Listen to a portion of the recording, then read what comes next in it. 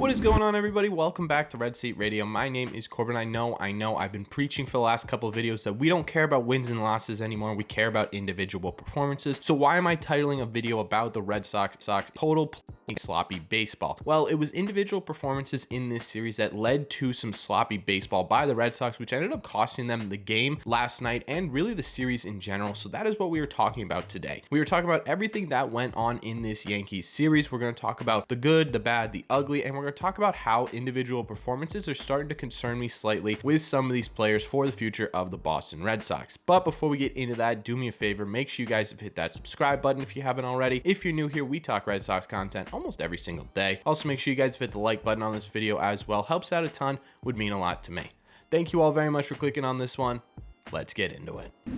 We're going to start with the offense in this series because while there was a lot of sloppy gameplay in this series, one person that we simply cannot blame in terms of sloppy gameplay is Triston Casas, who had his first major league home run at Fenway Park in this series. And of course, poetically, perfectly, like it was written in a storybook, he hit it off of Yankees ace, I'm going to put that in quotes because he simply is not good against the Red Sox, Garrett Cole. It was an absolute tank left center, an absolute bomb off of a pitch that was 97 miles an hour. And while Triston Casas has been struggling a little bit at the plate at the major league level, his approach is just too good for that to stay that way for long. I think he's going to adjust and really make some improvements throughout the rest of this year and especially into next year. Another guy who had a great series was Xander Bogaerts. He had a home run in this series as well. It wrapped around the pesky pole, which is pretty interesting. One, because it's the first time Xander Bogaerts has hit a home run around the pesky pole, which is wild because of how many games he's played at Fenway in his career. And two, because Xander Bogaerts' power continues to increase as we get towards the end of the year here, which is probably making his price just a little bit more expensive. So that'll be interesting going into the offseason. But either way, Xander Bogaerts keeps up his power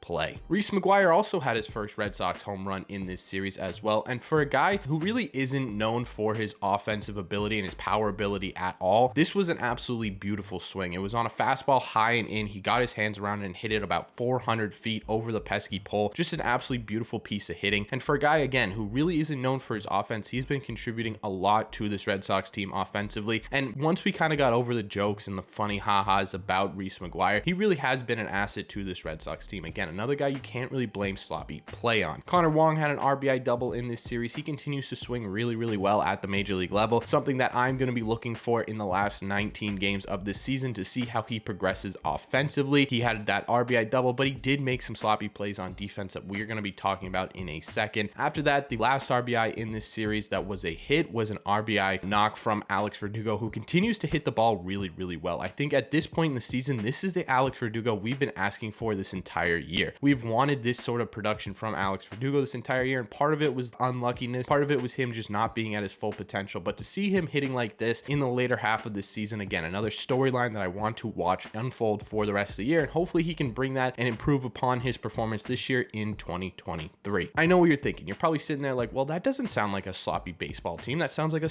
baseball team that actually put some good swings together against pretty good pitchers in the Yankees lineup. And you're right, the offense wasn't as sloppy as some of the rest of this team. But we need to talk about this sloppiness before we get to pitching, because there was some really sloppy gameplay in this series. And for the first time since Franchy Cordero and Jeter Downs and Sanchez were on the field, we have the ability to make a blooper reel. So here is a blooper reel from this Yankees series.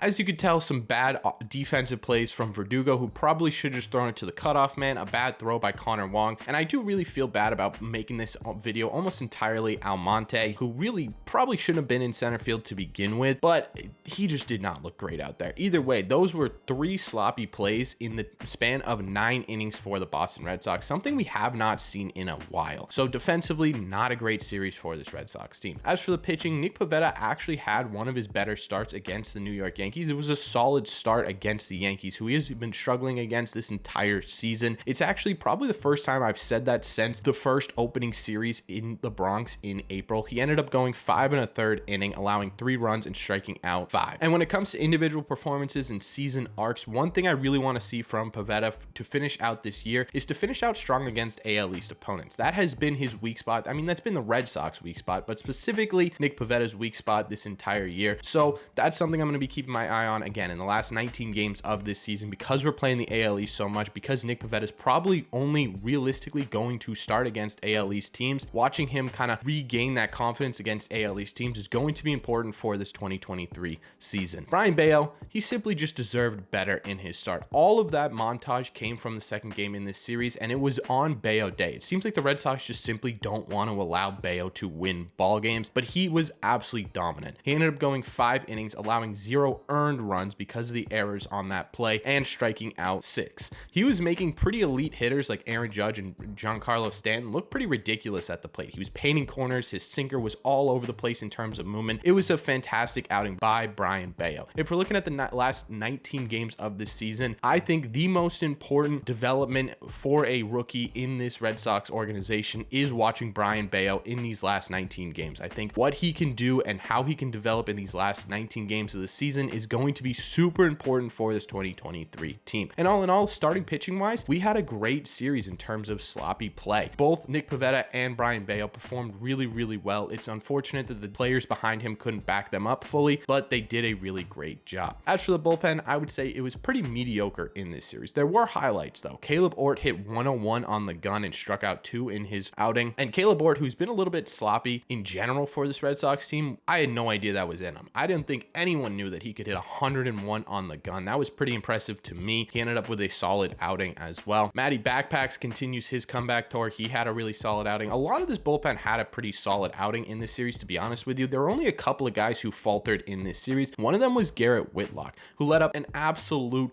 bomb to Aaron Judge, and unfortunately it just wasn't a pitch that Whitlock's used to throwing. It was a slider that just did not slide. It ended up middle, and Aaron Judge punished him for it. And Garrett Whitlock just simply doesn't look like Garrett Whitlock right now. We talked about how he's injured, and we talked about how that could affect his gameplay, so that's something to keep your eye on as the season winds down here. And Urias Familia,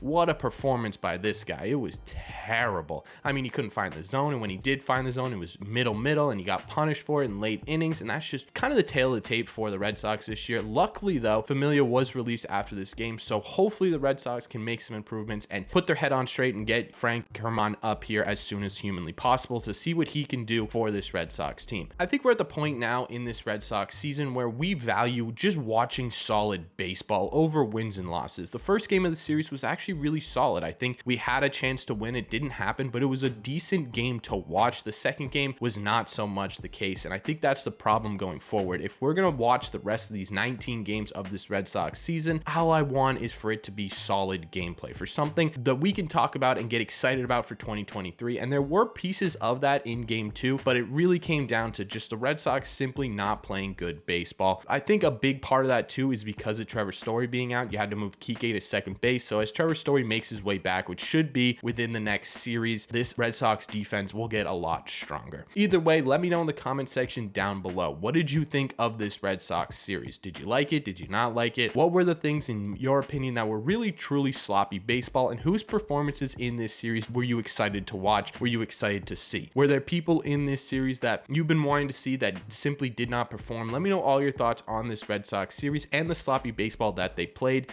down below. As always, if you made it to the end of this video, do me a favor, make sure you guys have hit that subscribe button if you haven't already. Like I said, if you're new here, we talk Red Sox content almost every single day. Plus, you made it to the end of this video, you might as well hit that subscribe button. You also might as well hit that like button as well. Helps these videos out a ton, would mean a lot to me. Thank you all very much for clicking on this one, and I will see you in the red seats.